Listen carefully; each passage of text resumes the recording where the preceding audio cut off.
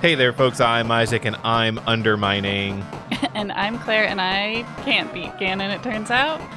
And this is Make That Game, where we pitch the latest, the greatest new video game ideas that won't ever get made. We don't make them. We just talk about them. Yep. We say them. We say them. Wait, what's the? We had a catchphrase for a while. Pitch 'em and ditch 'em. Pitch 'em and ditch 'em. Yeah, that's what we do. Yeah. So you can't beat Ganon. After all, have you tried since the stream? I Is haven't. this a reference that I don't get? No, I haven't tried since the stream because, okay. I mean, we're not going to do a stream of it again, right? Like, I shouldn't save it for that. I should just do it. No, you got to do it. Okay. On When your I feel the need. Yeah, I think it's because with no pressure. But I liked the pressure. I feel like without pressure, it feels kind of empty. Watch. Okay, so I'll just schedule a time for you to watch me beat Ganon. And I'll judge everything that you're doing. No, that'll help. I think. Okay. I just need the motivation to log back in because that was a humbling stream. You can see it at youtube.com/@makethatgame. Yeah. I'll embed it into the website so you can see it. Beautiful. Yeah, we need more things on makethatgame.com, an incredible website. At some point, I should just center align things so it's not just all bundled in the corner. I feel like the Make That Game title of our website is makethatgame.com, a beautiful website. Yes. Okay. Well, here on this show, we pitch video game ideas to each other. And we talk about them, and we talk about game design, and it's a good time. Well, and we try to make it a good time. I mean, I have a good time. So okay, good. That's what matters. Yeah. As long as somebody's having fun, and it can be one of us. Well, really, yeah. There you go. And the theme this week, we should decide a theme at the end of the episode, by the way, just to make it more fun. People can get excited about what's coming instead of just us being like, so we decided off screen. Yeah, but then we can't really well, I guess we still could. People would just have to send their theme ideas ahead of time. Yeah, well, they'd send. So, we'll decide a theme at the end of this episode, and then they'll send theme ideas for the next episode. Yeah, okay. Yeah, send in your theme ideas. Okay, today's theme was water. We came up with that. You can't know, listener, whether we came up with that 2 seconds ago. Yeah. On the spot.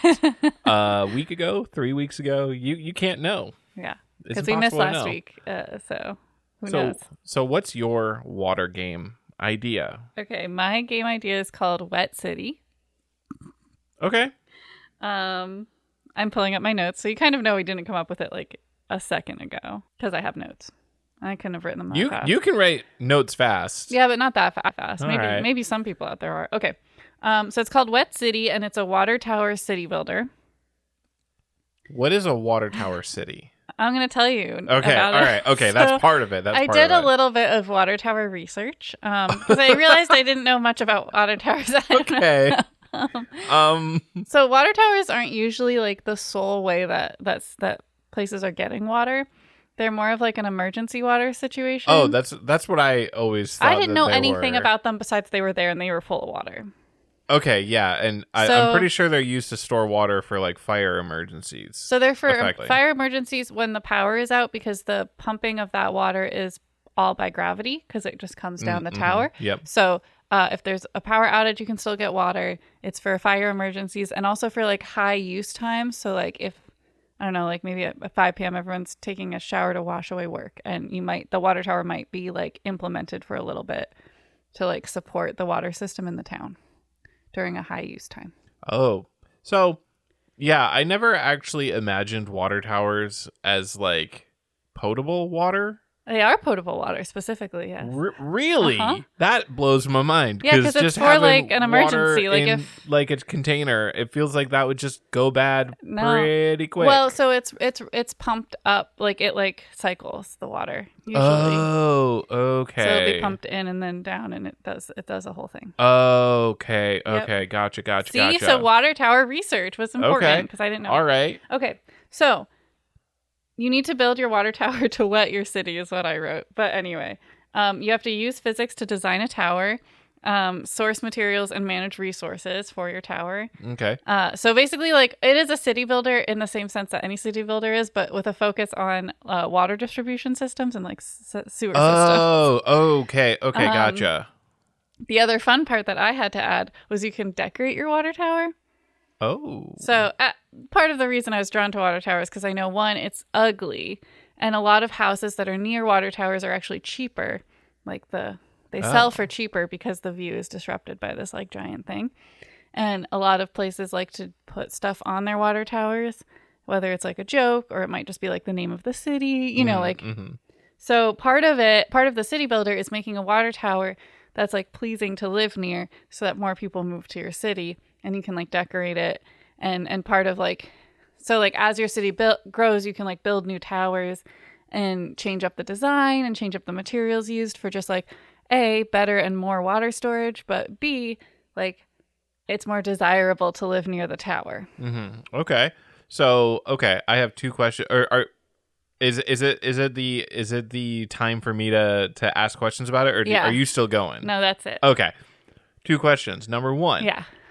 Do you have to manage in any way hooligans doing graffiti on your tower, either by hiring security or like cops or defense systems or something? I think Building fences, making it difficult for kids to climb up. I think that would be fun, but I wouldn't want to use like prevention, I guess, like besides building. Like you can build it to make it more difficult to come up or like add locks or something or like a security guard, but like you also have to like hire people to clean it up. Right, you have to hire like a maintenance guy to sure. Okay. Sure. And second is this going to have like broader water table management ideas, such as, a lot of city builders, you can build like industrial districts. You can build areas that have like factories and stuff. And factories obviously interact.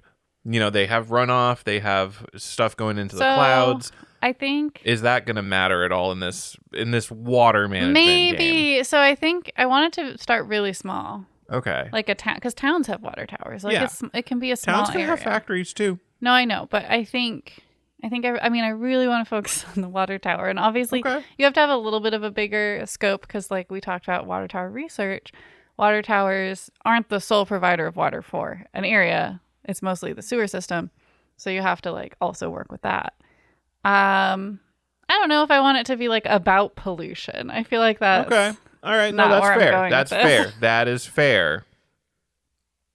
Okay. I'm a little bit inspired, as I am with most city builders, by the game Caesar and building the aqueducts. Okay. Yeah.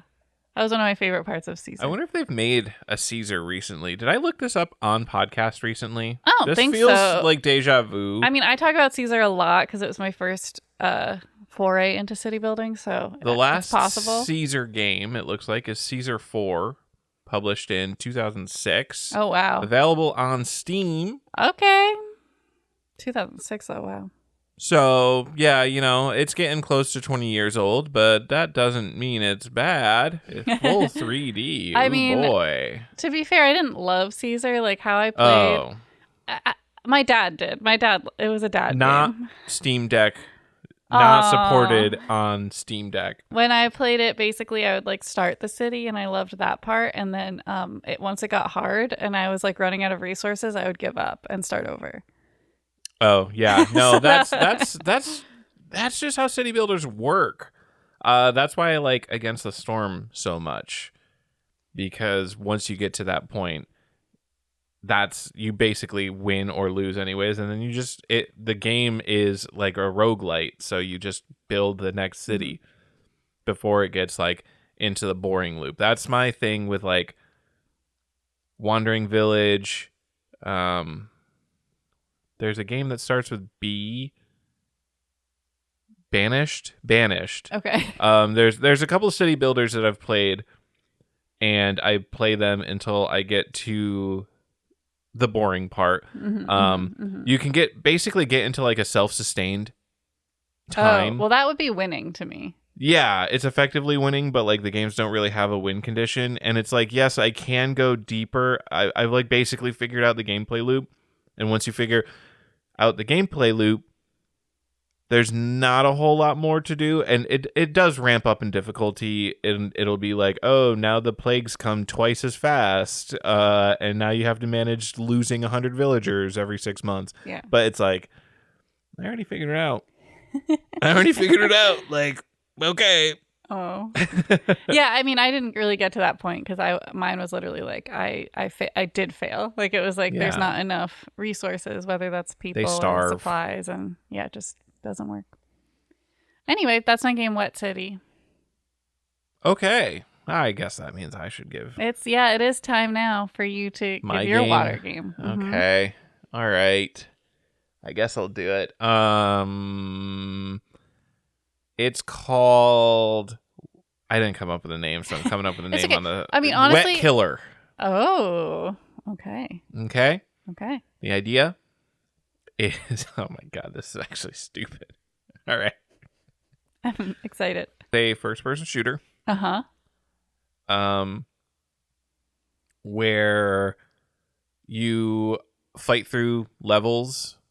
I kind of had an idea of it being a stealth-based game. Okay. Like you sneak through levels, and like the gameplay loop would be like sneak through a level, find a water source, and then find your target, and then figure out how to get from water source to target because you use weapons that are fueled by water. Okay.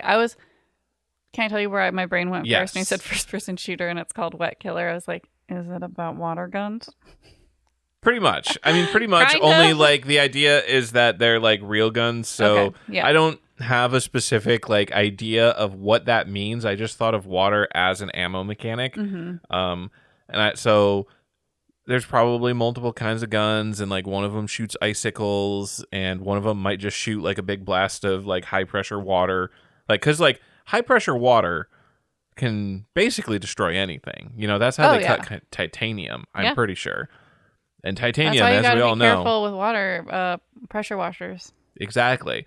So like different weapons like that, and they all have like different rates of how they use water. And another mechanic that I want there to be is because water isn't exactly the easiest thing to carry around. And so, like, the weight of the water, like, you'll have The Weight of Water. The Weight of Water. That's a film name. Oh, okay. Yeah. I don't like it, but some people like it. Never heard of it. Yeah. It's about the smutty nose murders, which I studied in high school. Oh, I think I've heard of those murders. Yeah. Yeah, you showed me a video. Uh-huh. All right. But, like, yeah, basically carrying around water jugs isn't easy. So you're limited in like how many water jugs you can physically carry, and then that like if you have 5 water jugs, even if you can physically carry them, right, they're going to be sloshing around. They're going to slow you down. It's going to be pretty strenuous. So like that's a mechanic. Like acquiring and transporting water for your water-based weapons is like the big part of the game. Okay.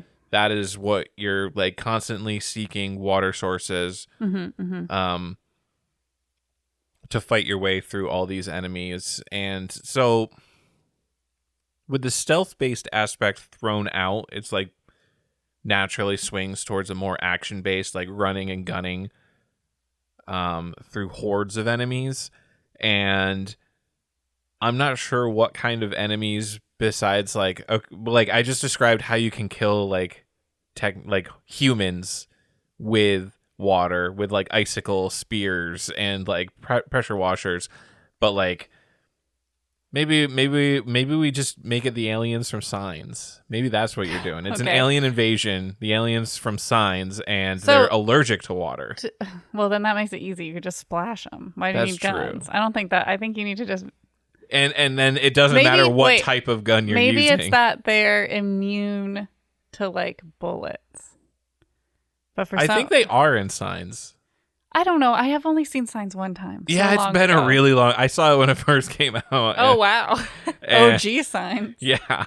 All I remember is a spoiler alert for Signs. Yeah, by the really. way. If you're waiting for that one, water is how they defeat. Why would the aliens come to 70% water world? Why would they? Know. With where every creature on the planet is made of 70%. Like, come on. Silly. Did they not know? Were they not aware that H2O was like they didn't, lethal? Actually. It's like if we on Earth discovered a planet that's like, oh yeah, everything is made of mostly cyanide. And you're like, let's go. Let's freaking go.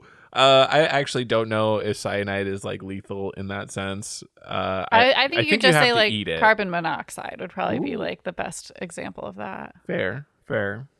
Anyways, that's wet killer. Okay. Well, wait. I had a question. So like Okay. with the guns, so water is like also the weapon though. Yes. Okay. I just wanted to clarify that because at first I was like, okay, is it like hydraulic guns? That could be that. So I didn't come up with like the entire suite of weapons. I came up with a general idea. Yeah. And like the part that I really wanted to focus on was like the water management. And I think that like the guns themselves aren't that important except for the broad it's more like idea. making sure you fill your water tanks and it's heavy and it's hard to balance and it's and like a delicate balance between like having a lot of ammo basically and like being able to run fast. And not just a lot of ammo, because I think another thing is with different gun types, you can have different enemies vulnerable to different types of guns. And even without like a list of, oh, this is X gun, it does this thing, defeats enemy Y, this is Z gun, defeats enemy A, whatever. Like without having like that list laid out, like just taking the general concept, that can also factor into like how you decide to manage your water. Because if you're using a gun where the idea is it uses a small amount of water to like shoot icicles or something, because ice expands when like water expands when it's frozen, right? So it like the rate of water usage is pretty low. Then maybe you're like, oh, I don't need to carry that much ammo around, so I'll just carry one jug and that should be easy to refill as I go through this level where like the enemies are specifically vulnerable to like the icicle style weapon. Okay.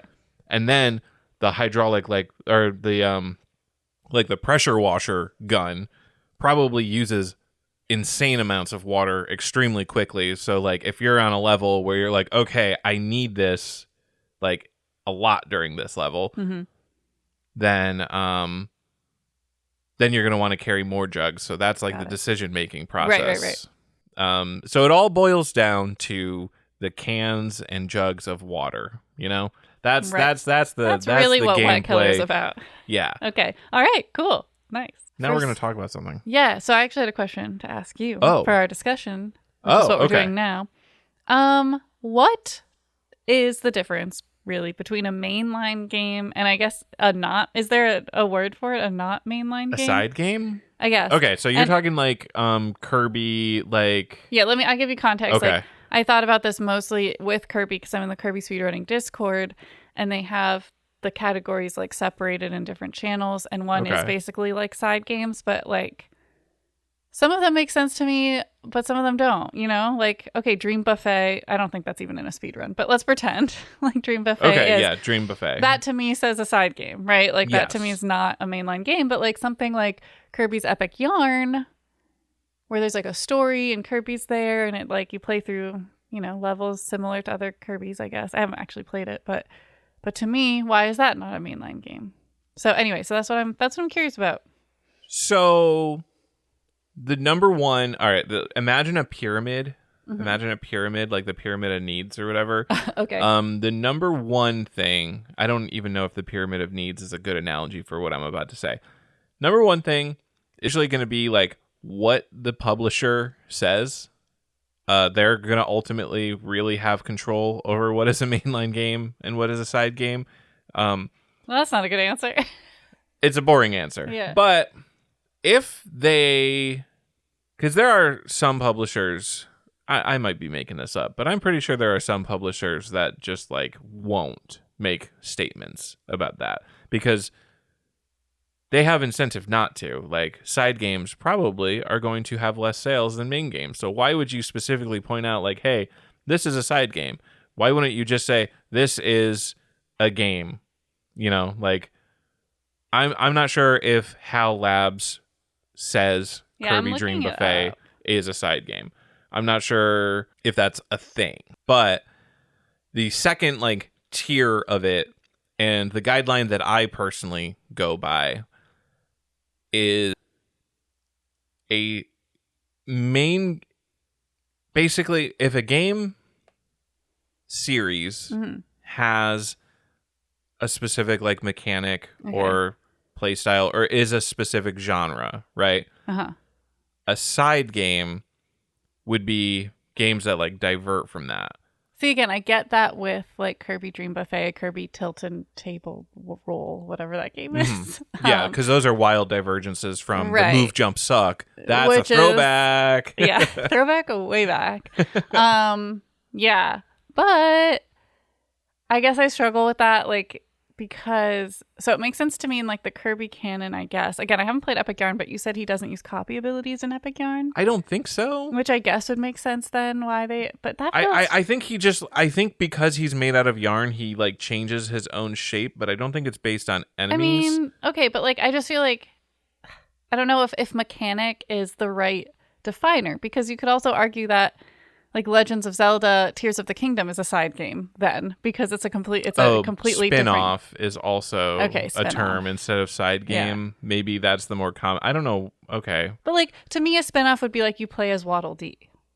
Like that would be a spin-off. That's not which isn't what happens. But like okay, but Tears of the Kingdom and Breath of the Wild are such a divergent from any other Legends of Zelda game. So why is that not a spin-off? Like it's not, but like why? So I was just looking up Kirby's Epic Yarn to see if I could like get a definitive like just like breakdown of like the gameplay mechanics, but there is, because there's some level of evolution allowed within even mainline games. But the general genre and the general, honestly, gameplay loop of the Zelda games are preserved in Breath of the Wild and Tears of the Kingdom, in my opinion. You are still exploring, you're doing dungeons, you're solving puzzles, and like the style of puzzles that you're solving hasn't really changed. They're just giving you new ways of interacting with the puzzles. It's still like, figure out how to get a block onto a switch. Here's some tools to do so, and defeat all the enemies in the room. That's not really a puzzle, but I mean, it is. Well, it kind of is. It was to me when I first played the Zelda games. Because I have the heart and soul of a speedrunner, and I don't fight if I don't have to. So I remember my first Zelda game getting really stuck because I wouldn't defeat all the enemies. And I'm like, where's the door? Why can't I get out? Like, because there's some rooms where the door will lock behind you, and then it's kind of clear to me in that case that I have to defeat them all. But there also are some rooms in Zelda where that doesn't happen, but you do have to defeat all the enemies to like get a key or like do something. Yep. And I will like just miss that and be so confused as to why I can't continue on, because I never tried that, because why would I? Yeah. Sorry, that was a tangent, but no. It's funny. It's funny that was a puzzle to me. But yeah, Tears of the Kingdom, Breath of the Wild still have like fundamentally they are pretty similar, if not like the same genre, like as Majora's Mask, Ocarina of Time. Like the jump from 2D to 3D was a big one for Legend of Zelda, but even then, like the gameplay generally the same. Breath of the Wild and Tears of the Kingdom like definitely played with the structure a whole lot, because instead of having like a linear, like here's like you have to do 8 dungeons, and you know the item from dungeon 1 helps you get to dungeon 2, helps you get to dungeon 3, etc., etc. So they diverted from that and they opened it up. They like let you like climb and paraglide and just turned it into like an open world, and I think that's a pretty large evolution of the formula. But I think it still is recognizably like the same, I guess, general gameplay. I guess what I'm hearing, it feels like there isn't really an answer, and it's like all vibes based. It kind of just feels vibes. Like that's like any genre discussion really, and what this really is genre discussion in a way. Okay. Although I guess like there is probably a world where you have, let's say, Legend of Zelda. Okay, let's say it's Tears of the Kingdom. It's like 1-to-1 exactly Tears of the Kingdom gameplay. Only instead of playing Link, you play Zelda. Okay.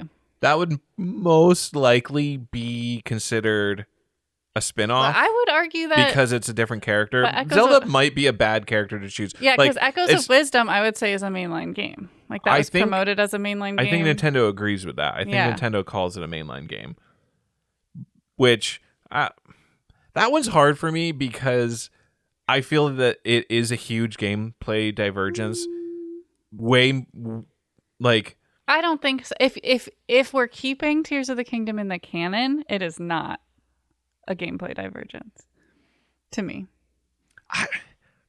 I think mostly because they limit your combat abilities to the point where you're like the intended gameplay is that you're using your echoes to do the fighting for you. Yes, like you can fight, but it's a limited resource barely, that you have though, to recharge. because they give you a ton of resources. Yeah. So yes, but like you still, I don't think you can play the game like 100% sword mode. But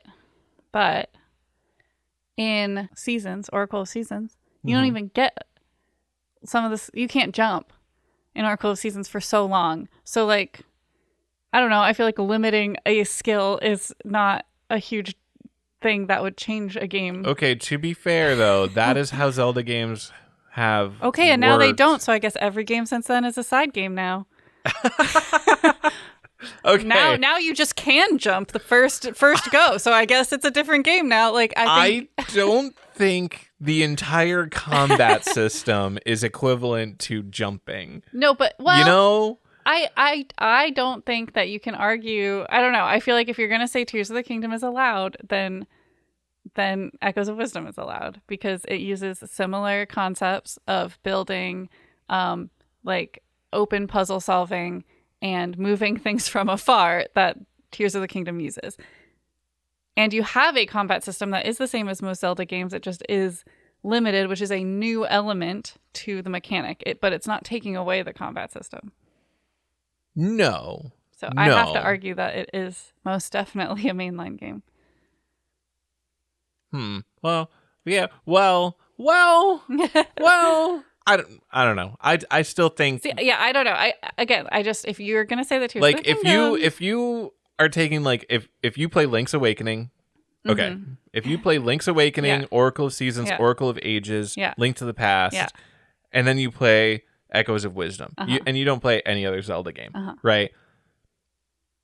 I feel like it's going to be that is like such a massive divergence. Okay. But I would say same if you played all those games and then played Tears of the Kingdom. Yeah. Well, so... See, okay. It is, okay. I'm trying to think, can I articulate this live? I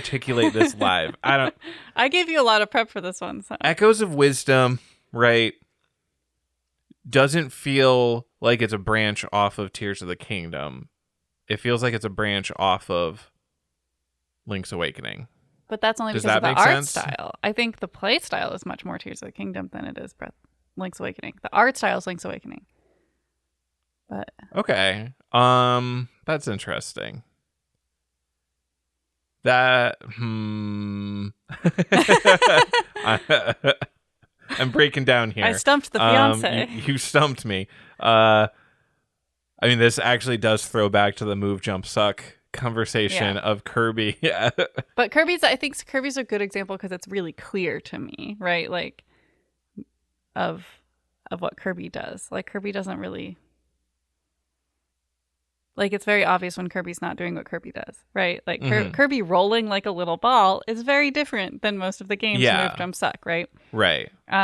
Which I think to that extent, I think if you played Epic Yarn and Epic Yarn didn't have copy abilities, I feel like I would be like, this is not the regular game. Right. And I'm pretty sure he like has like an intrinsic like attack. Well, okay, but at, like a yarn whip. But the very first Kirby game didn't have copy abilities. Right, and that's an evolution, right? Okay, but I just think that you can't.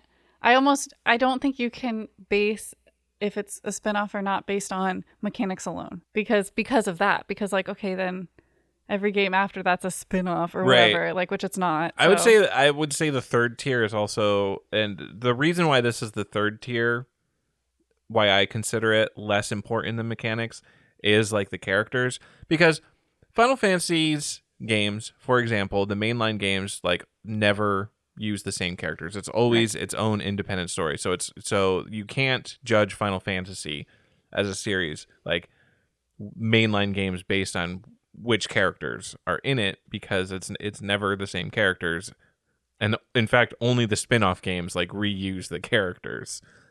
Interesting. Although now I have to imagine, I don't actually know if Final Fantasy X-2 is an official mainline game or if that is a spin-off of 10. But anyways. Anyway. So like that is a clear case of mainline games where like characters don't matter. But Legend of Zelda games, if you're not playing as Link, that feels like a spin-off. I think because he is the main guy in literally all of them. But I think because like Zelda's always a very crucial part in all of them and is the title of the game, that when you play as Zelda, that doesn't count. Yeah. Like if I was playing as Ganon, okay, but like I don't think that's... Yeah, if you were playing as Ganon, or like that's some random like a Goron or something, like all right, sure. Yeah, that's where I was actually getting at when I was like, it's exactly Tears of the Kingdom gameplay, but you're playing Zelda. Like I should have said like the sages, like one of the sages. Which it would be wild if you were playing exactly Tears of the Kingdom and like had the fuse powers and stuff as one of the sages. So yeah, I would say character divergence, like playing as Waddle Dee, right, would be. Instead of Kirby, playing as Tinkle instead of Link. Who's Tinkle? Tingle. Sorry, his name's Tingle. I still don't. You don't know Tingle? I don't know Tingle. You know Tingle. I don't know Tingle. You don't know Tingle. I don't know Tingle. Oh my god. Who's Tingle? He is a fairy in Legend of Zelda. What game? He wears a Green Man suit. He's in a lot of games. Okay.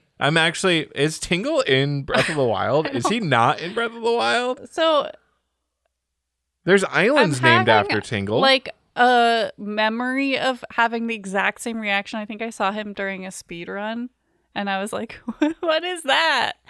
Tingle. Oh my god. Terrifying. No, I've never seen that guy in my life. And you can get his outfit. Okay. Awful. You can get his Green Scary. Man suit. So what games is he in? This is an important So the first one that I know him from is Majora's Mask. Okay. He floats on balloons. Sense. He floats on balloons, and you shoot him down with a slingshot, and he lands, and he says, "Tingle, tingle, Kulu Limpa," whatever, and he sells you maps. Okay. And then he inflates his balloons and flies back up again. Okay. Yeah, I don't know about Tingle. I don't know about that guy. He's in Wind Waker because there's like a mini game where you can hook your Game Boy up to your GameCube and like interact with Tingle in some way. Like speedruns use it to like spawn bombs and stuff and hearts at convenient times. He's actually the most important character in all of Legend of Zelda. Okay, well he sounds very much like Tom Bombadil. He's the Tom Bombadil of Legend of Zelda. Yes, Tingle is the Tom Bombadil of the Legend of Zelda. Okay, so I had one more question on the actual topic. Yes. Why do we care? Like, why are, like you said, sometimes the publishers won't even announce that it's a side game versus a mainline. Like, why are there even these distinctions in a series? I think a lot of it is like fan determined. Yeah. And yeah, I actually don't I feel like this is like a sociology question, right? Well, not my area of expertise. Like one reason I brought up the question is because I hadn't really heard of this before, honestly. Okay. Like I just kind of like in my head, again, like things like Dream Buffet stood out as like not a mainline game, quote unquote, but I didn't think of it as like, I still thought part of the Kirby family, right? Yeah. In the Kirby family. And then when I learned about the side games and that people actually call them like the spin-offs and they're like not mainline and they're considered they're like othered, it makes me think they're not like not worthy. And it kind of gave them like, to me, like, oh, they're not canon. They're not as important. And that's not necessarily true, but I think it, like putting that label on it makes me have a bad connotation of it. Yeah, and I think that is generally true. So I think that connotation comes from side games historically, like to my knowledge, and I'm not sure how accurate or correct this is, but generally my feeling of side games is that they are usually shorter. They are on different like systems sometimes. Like Mm-hmm. a console series might have like a Game Boy spin-off. Or also, aren't Right. there like different developers sometimes? Too? Different developers, different publishers. Well, I think the publisher would probably usually be the same, but like, yeah. And the developers might not be as cool as the main developers, or like the idea that they're trying might be so out of whack. Like, one of my favorite games of all time is a spin-off game. It's Final Fantasy Tactics, and that one is a spin-off because it's Tactics Right. We love instead we of love a colon Final on this Fantasy game, number. on the show. So Final Fantasy Tactics feels like it could be a mainline game because it is as long as like a real Final Fantasy game, or at least it felt like it was.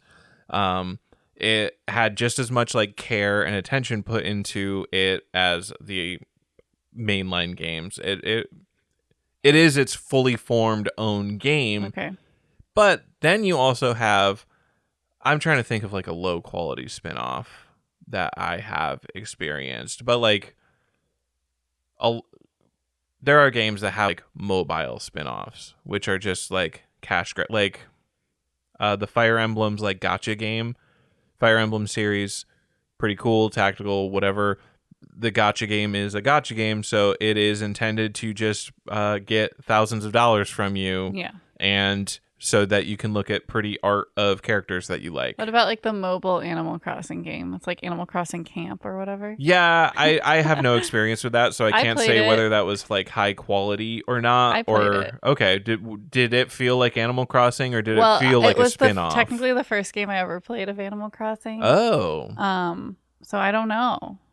But I will say I liked New Horizons better for like by a long shot. Okay. I think that it was very limited in what you could do. Yeah. And I was pretty confused most of the time. Man, why can't I think of any like other side games? I'm just trying to think of like a side game that's like so far from the original that it's like, where's the crossover here? I mean, Dream Buffet was fine, right? But if I'm looking to play a Kirby game, if I'm a Kirby fan, I'm not Dream exactly Buffet, going to seek out Dream Buffet. No, but Dream Buffet is like, it's like a party game. It's not for that. Although, why a party game wouldn't let you play with 4 people, I'll never understand. Only two allowed. Even though there's 4 spots. And yeah. Anyway, I've already talked about that, but that just will always baffle me. I wanted to play Dream Buffet when my parents were here. They would have had fun. Anyway. Yeah. Okay. Well, all of our listeners are mainline games in my heart. You'll All right. always be a mainline game. Let's get to that rapid fire round. Let's move on quickly past that. Okay. Let me set up the timer. Okay, so this is the rapid fire round where we generate 3 random words. We come up with a game idea based on those 3 words. We have to come up with a gameplay loop and a title, and we only have 5 minutes to do that. Are you ready? Yes. In 3, 2, 1, go. All right, the words right now are attack, vain, but VAIN. So like, I think I'm so pretty. I'm so okay. vain. And reach. Okay.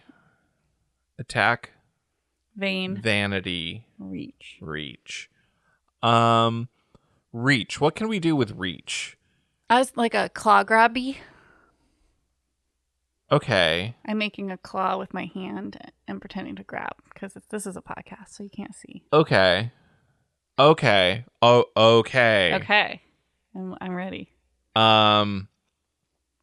So I'm taking a little bit of inspiration from like Zoolander here. Oh, good. We've been like talking about Zoolander. It's like the world of like modeling in some way where like looks are super important. Yep. You are an big air quotes here assassin. Okay. And the idea is you aren't like killing or harming people, you are ruining their look. Okay. You use a grappling hook to infiltrate their penthouse suites, right? So Yep. it's got like a platforming kind of segment where you're outside using the grappling hook to ascend past security guards and systems and whatnot, get to higher levels of buildings. Then you sneak in and I'm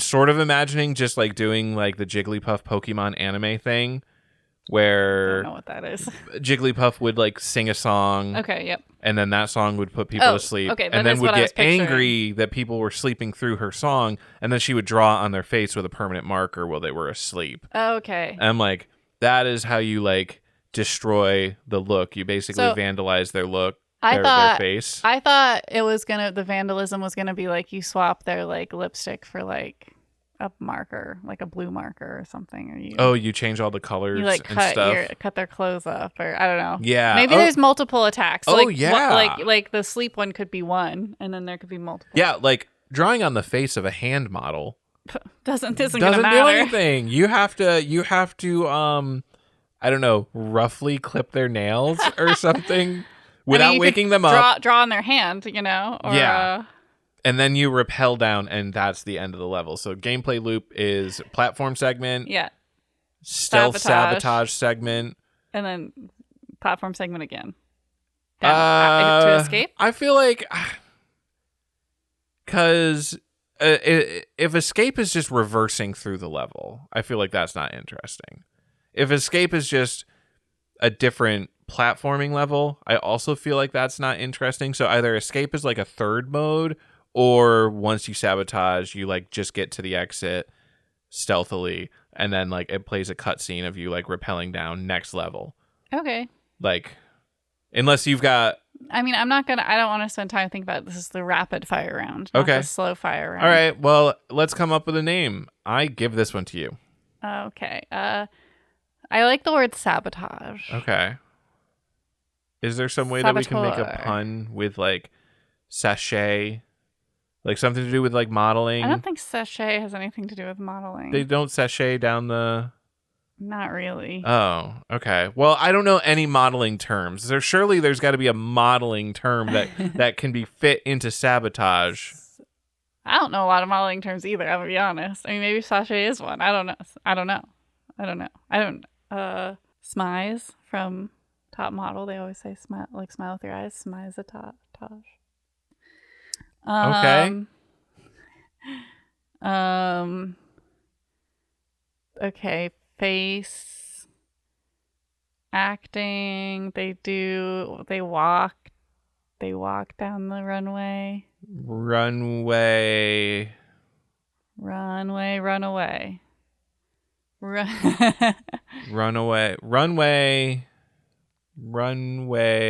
I mean, it's also like you brought into like hand modeling, so like it seems like there's going to be different types of modeling. Like there's true. Commercial. Yes. There's runway. You just ruin models. Yeah. So model it. Models modeled. A sabotage game. Models modeled a sabotage game? Wait, Mottled? Yeah. All right, with 3 seconds left, we've got it. Because that works.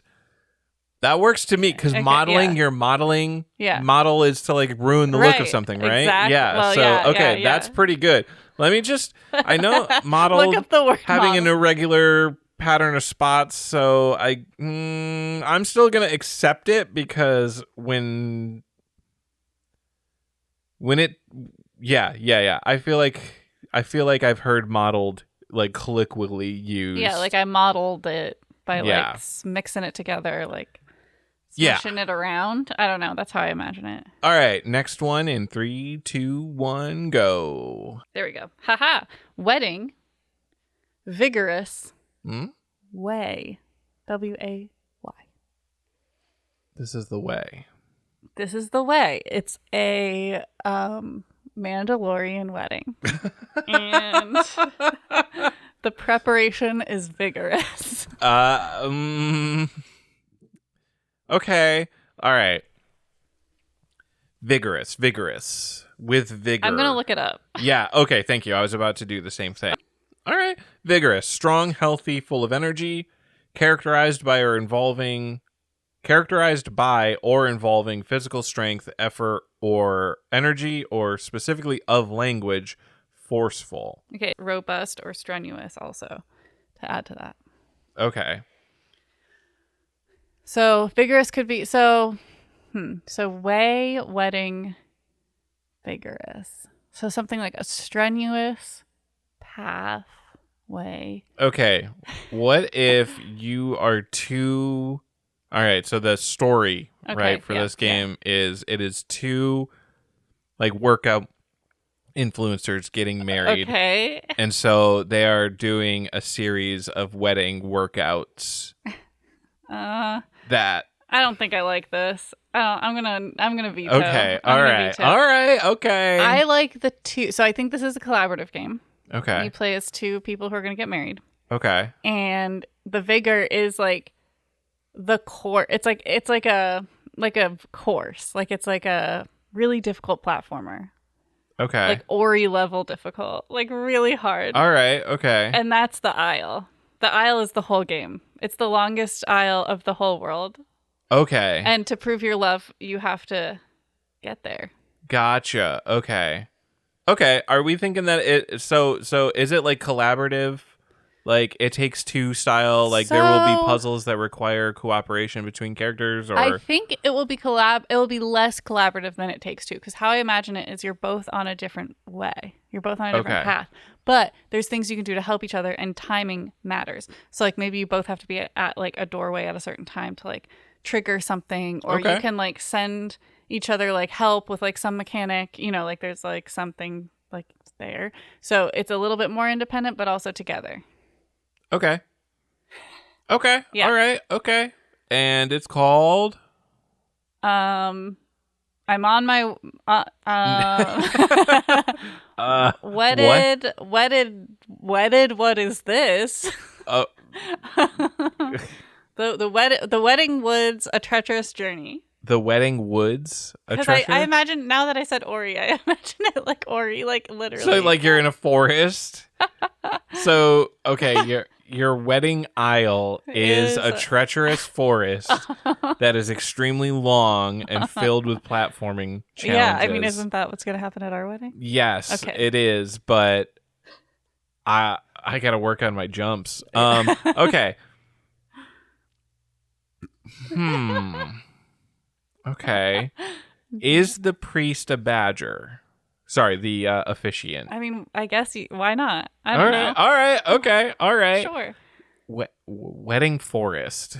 No, Wedding Woods. Wedding Woods. Wedding Woods, A Treacherous Journey. Wedding Woods, A Treacherous Journey. Okay, with 1 minute, I think we can call it on that one. You seem so unsure about this game. Every time I come up with the mechanics, you're like, I don't know. Hey, I have no problem with the mechanics of this one. What do you mean? I guess I meant like when I take the lead on the design. No, that's no? Not the case at all. Okay.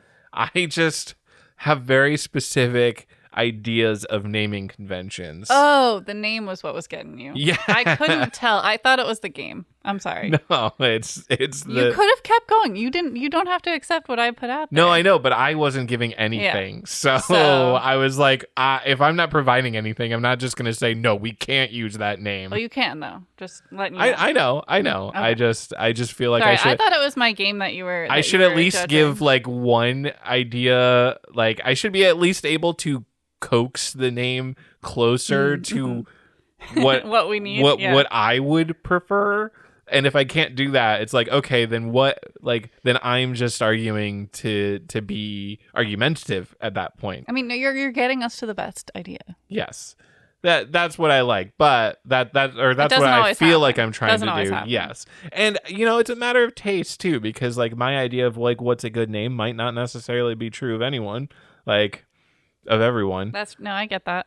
But usually we're on the same page. I just always think of it like from the lens, and I've talked about this before. I always think about it from the lens. Yeah, I know what you're gonna say. Of if I'm at a game store, I see that cartridge, I buy it. So first of all, does it make me want to buy it? And second of all, when I get home and start playing it, do I feel deceived? Like, do I feel like I knew what I was buying? That's my like two goals when I'm trying to come up with a name. I feel like Wedded Woods, A Treacherous Journey. You might not buy it, but if you did, it would deliver what you expect. That's fair. That's fair. I mean, I will say it doesn't really talk like it doesn't specify like platformer at all, but like the wedded part does say to me this will be like a multiplayer. This will be a two-player thing. Just and A Treacherous Journey it's hard. So that's true. It's difficult. There's a couple things listed there, but anyway, all right. Our final three. You sorry, I didn't mean to cut you off. It's okay. I mean, it's our final round. So okay, there you go. That's all. 3, 2, 1, go. Afford, complication, prayer. No, it's got to be about the church charging people money for no reason. Okay. Right? Like, that's the most obvious. Wait, so you're a corrupt priest? Mm-hmm. Okay. And you have to come up with more and more elaborate ways to scam people out of money? I didn't actually think you'd be playing as the corruption, but that's villainous. That is villainous. Okay, you're a corrupt priest. You have to scam people out of money. So let's see. How do we do this in gameplay? Okay, wait. Can this be like one like a morality game where like you could technically choose not to, and but you do anyway? So we've got two paths. Yeah. So like basically we set it up to really lean into the scamming people, but you don't actually have to. Okay. And so the mechanic is like maybe more like a business em up. Like you're doing. So that's kind of what that's kind of where I was going, is like a tycoon kind of game. Yeah. So like you're managing like resources and income, and it's really hard, and it gives you a lot of options on like things you can do to like get more money. Yeah. Okay. So I'm not sure what the good path looks like in that, right? Because in my head, the tycoon part, like the bad path, is like hiring like audience members, right? That like will set you up to do stuff like buying pyrotechnics and like doing miracles and stuff. Okay. Like I'm just trying to think, like if I was a scam priest, like how would I scam people? I would have actors, but like what's the like what do you do good? Well, first you lower your salary. Okay, you lower your own salary. Because the church pays for your house. And I don't know much about church funding, so I'm trying to think like where does their funding? Does it all come from people? Is that just the way that churches are funded? Is people? Is that it? So I have no idea. I guess just like not lying on your taxes and like really operating at a bare minimum thing, because like when people give a donation, actually like using that to like help people, I guess, and like buying like putting on events and buying food for people and doing like genuine improvements to the church. Okay. I don't know. Right. I'm trying to okay, we don't have to do the morality angle. Sorry. That was just something I thought about, but no, it's a complication, that's for sure. Yeah. So, okay. I mean, okay. So at its heart, church management tycoon kind of simulator. Yeah. And with options that allow you to fully embrace corruption. Right. And it kind of, I think it should lean towards corruption. Like your money, that's obviously the easier way to do it, because you can get a ton of money. Like, make it exciting, and you're like, ooh, yay, I'm making the most money ever. And then at the end it's like, wow. A white bearded man on a man with a white beard, to specify, on a cloud, comes down at the end of the game, smites you with a thunderbolt, and like, buzzes away. And then you wake up surrounded by fire with a red guy with a pitchfork. Oh my gosh. Laughing. We're really saying something with this game. Or the white man on the cloud, the white bearded man on the cloud, the beard, you know what I mean at this point, comes down. You gain wings and you fly white up cloud sky together. That's the two endings of the game. Okay. Sorry, can you say that one more time?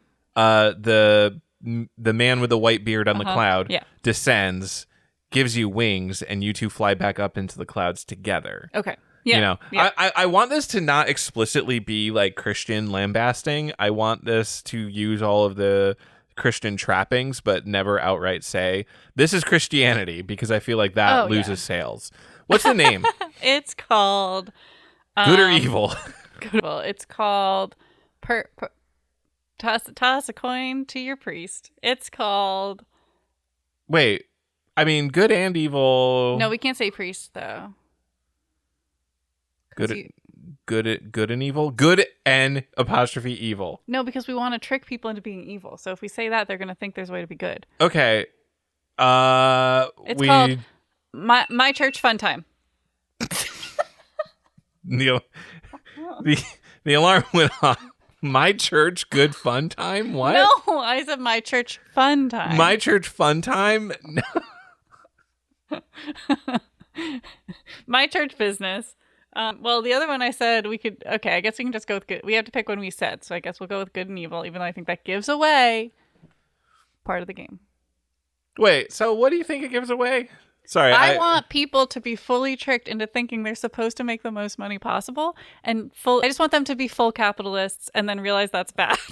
That's what I want. So, like, if you say that's so easy to do. The title doesn't give anything away. It makes it seem like you can be good. No, you don't think that it doesn't? I mean, no. The idea is that you are that you think you're good because you're making the most money, when in fact you're bad. Is that what you think? Is that how you're thinking it? So I think that in this case, I know I just talked about, game titles and stuff. I think that you're overthinking the game title. I think that if you give someone a tycoon game and it has in the corner of the screen how much money you own, they are going to play the game to make that money number go higher, because that's how every tycoon game works. The very end should be, I know we finished, but yeah, good and evil's fine. I mean, I like the name. I just thought it was too obvious. Okay. But I was like, because Jean Valjean, like that priest. So I read the first like 4 chapters of the book Les Mis, and it talked about basically how that guy was like basically the most humble man in the whole wide world. Like, it's like he gives all his money to this. He doesn't have any money, and so like if you're on the good path, the final thing should be like you have to give away your silver candlesticks to like a poor person. Oh my god. It's the final test of the game. Yeah. The final level, it does all this tycoon game, and then at some random point it just triggers. It's like a beggar asks for your silver candle, or like a beggar steals your silver candle, and you have to let him, and and it gives you a number of choices. Okay, all right, I like that. Anyway, we love a Jean Valjean. We do love a Jean Valjean, and I'm Javert. 24601. Anyways. Anyway, thanks for listening. We are Make That Game, a podcast. And you can find us on twitch.tv/makethatgame, youtube.com/@makethatgame. Yeah, that's pretty much TikTok, Make That Game Pod. MakeThatGame.com. MakeThatGame.com, an incredible website. And if you heard a game today that you just need to play, the only way you can play it is if you make it. So you got to get out there and make that game.